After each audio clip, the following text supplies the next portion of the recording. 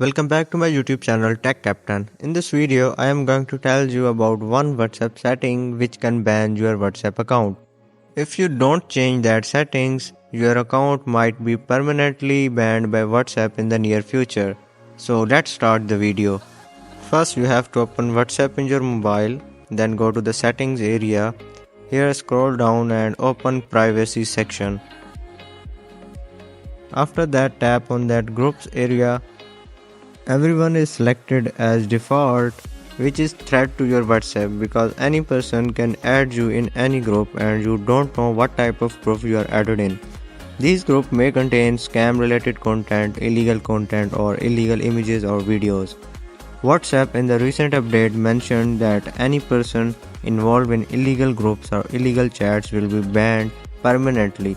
So you have to take care about this. You have to change this group's allowance from everyone to my contacts. So by following this you can save your WhatsApp account. That's it for the video. I hope you guys like this video. Don't forget to subscribe my YouTube channel Tech Captain and I will see you in the next one.